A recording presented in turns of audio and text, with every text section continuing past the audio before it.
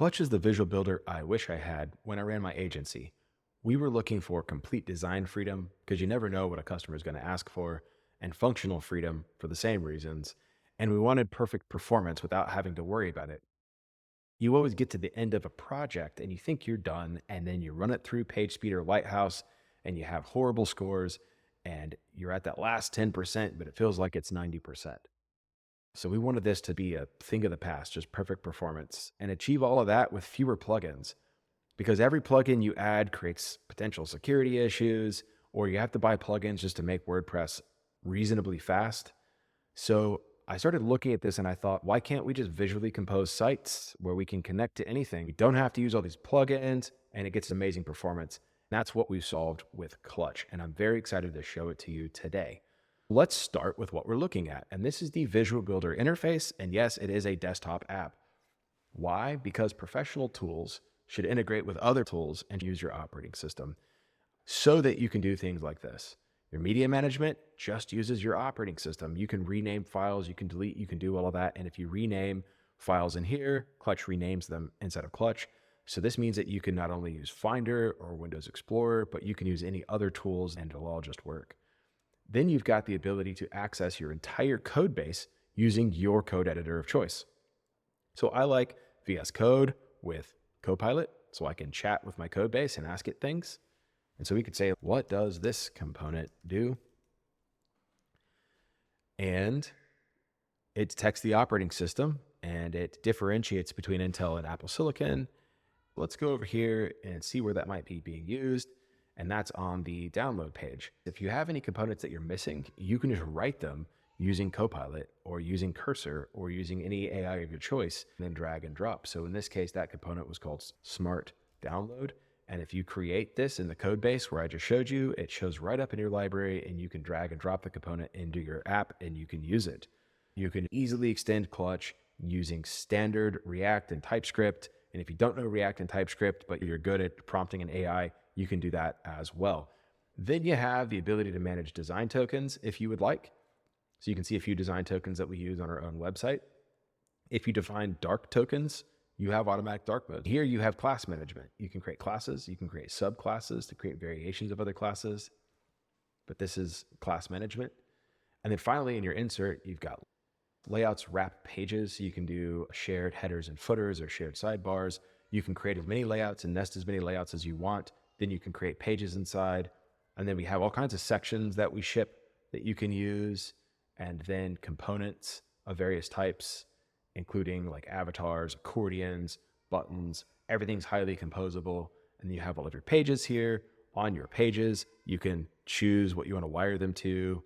You can duplicate them. You can create templates out of them. Up here, you've got your nav bar. You've got the ability to open this in a browser. So you can see that I now have Safari running here, and I've got the website running in Safari. And if I make changes, they will happen here automatically. I don't have to refresh. So that makes it really cool to do split screen workflows. One of my favorites is to work with Clutch and an app called Responsively. And Responsively loads your site in a whole bunch of different screen sizes, and it keeps all of the scrolling in sync. So you can see how good this website performs, and you can see how these pages respond across different breakpoints.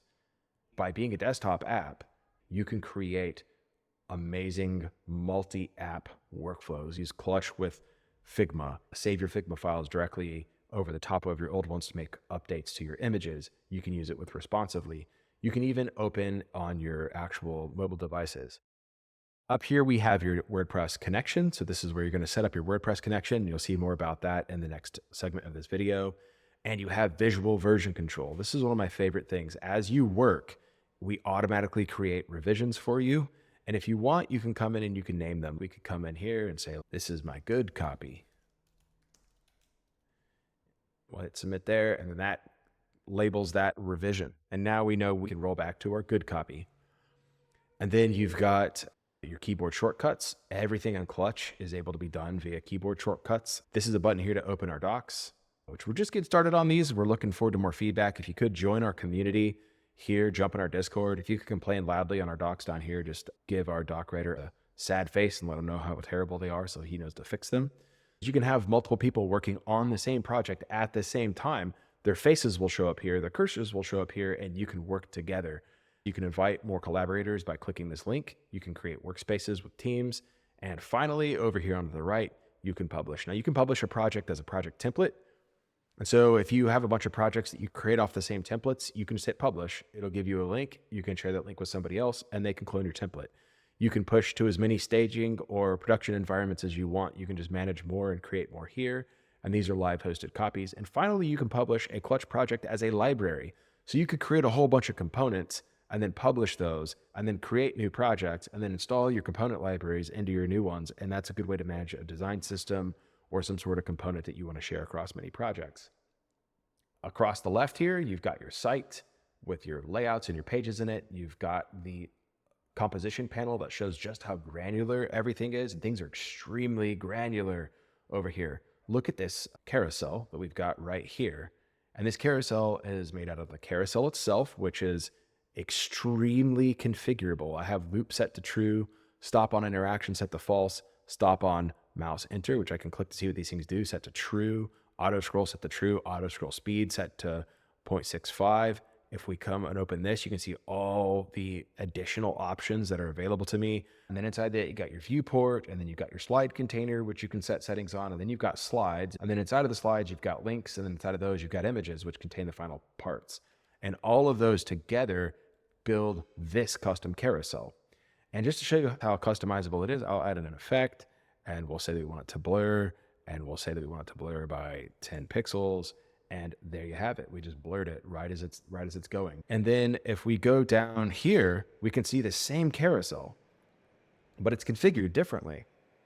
In this case, it only says align start and skip snaps is true. So what skip snaps does is if you drag hard enough, it'll not force it to go one snap at a time. And you can read that by clicking on this, and it says it allows it to skip snaps. But I don't have auto scroll turned on. I don't have auto scroll speed turned on.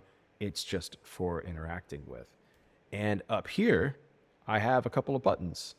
And if we go to these buttons and we look at them, we can see that they're bound so that if it gets to where there aren't any more slides this way, it disables, or if there aren't any more slides this way, it disables.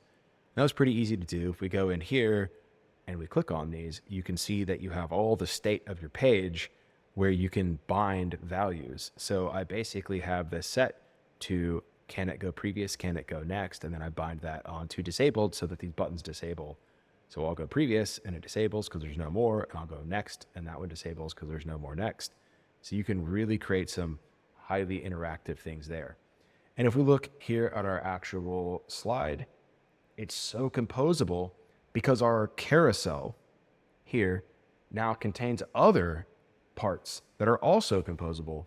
And this is how we're showing off in this carousel all of our elements. So I can see here that this has an accordion inside of the carousel, and we have a menu inside of the carousel. You can go as deep as you want. Everything in Clutch is completely composable. Look at this style panel here. Let's just pick a piece of text or something. Let's pick this. You've got instance classes that you can convert by right-clicking, and you can convert them to regular classes. You've got your regular classes. You've got what we call pink tags. Like this is set to be an H2, so this H2 auto applies. Or you've got blue tags, which override the pink. So this is an H2, but we want it to appear like an H1. So you can do that kind of thing. If you click here, you get all of your classes that you can easily apply. We have it set to a container so that it doesn't go too wide.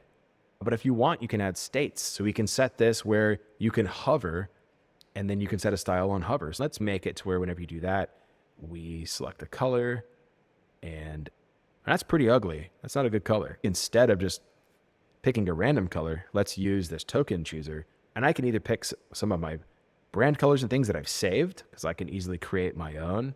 Like for example, just call this ugly color, and we'll save it. And now I can use ugly color in other places.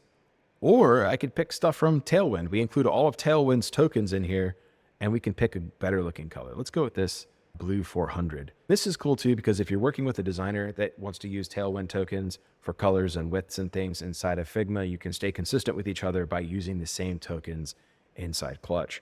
Let me give you a different example of that. What if I wanted to set the max width and we wanted to do it via a token? I can click this and all of the Tailwind widths are all in here. So they're all rim based for accessibility, but they include the pixel values as helpers. And so I could say, you know what, I don't want this text going any larger than small, and it would cause it to do like that. Now I don't want to do that, so I'm going to hold Alt, I'm going to clear that, put that back. So right now what we've done is we said, if you hover, it's going to go this color. We forced this on so you can see it. Let's go back to our instance style, and you can see that it's no longer on. And if we hover it, you'll see the interaction there. Now that's pretty cool, but we should put a transition on it so that it doesn't look so abrupt. Let's go in here and let's drop a transition on here, and we'll get this transition layer added, and we can adjust everything in here. So let's go with a good ease in and out, and let's make it really slow just for dramatic effect. And let's go try it. So we'll hit play and we'll hover it. Ooh, and it nicely animates now, nicely transitions. So you can see all of that was done easily just using the style panel, and everything's got help. One of my favorite new properties is this one here. Text wrap is pretty. This kind of keeps you from having one word by itself. It'll always pull two words down and make it to where when your text wraps, it looks good. We give you inline help for everything. If you're a no coder, you'll go from no code to no encode using Clutch.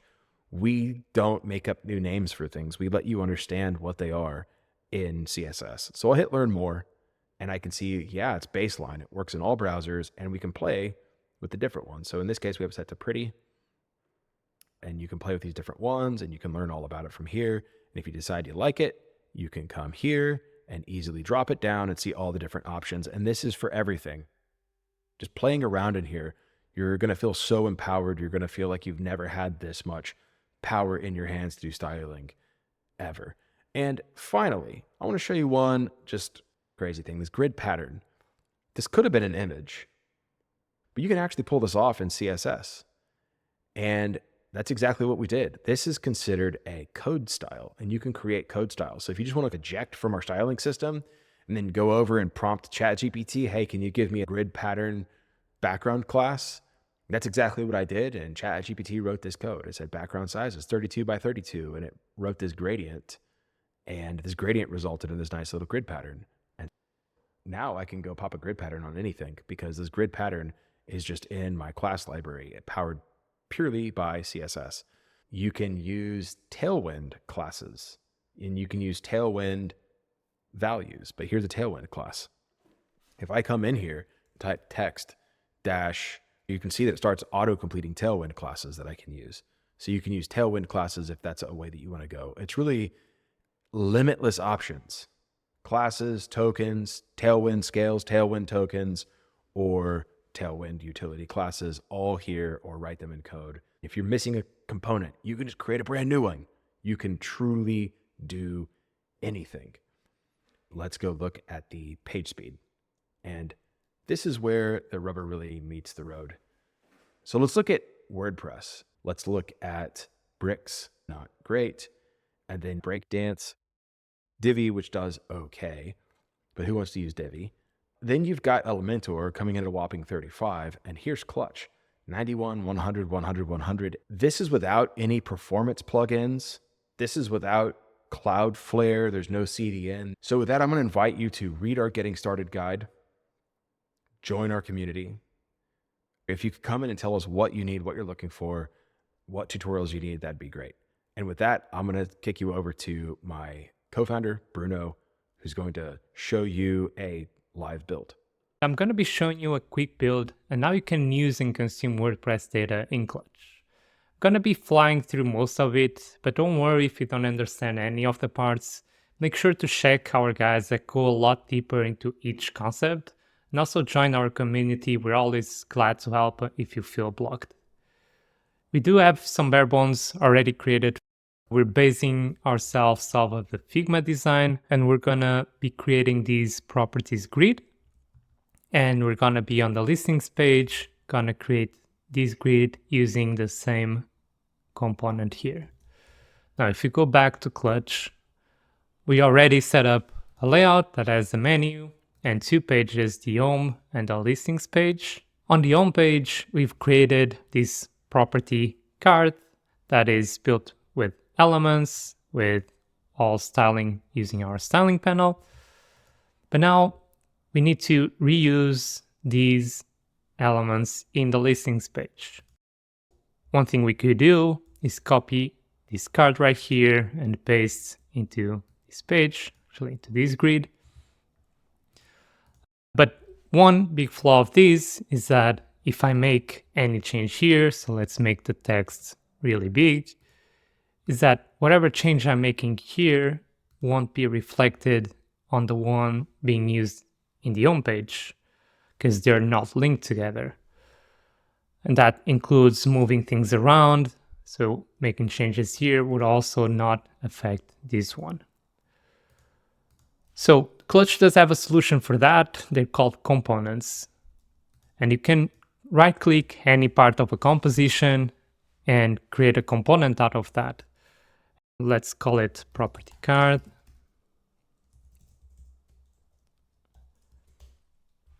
And by creating a component, Clutch will create you also an infinite canvas where you can have your component in different states, create variations of that component and so on.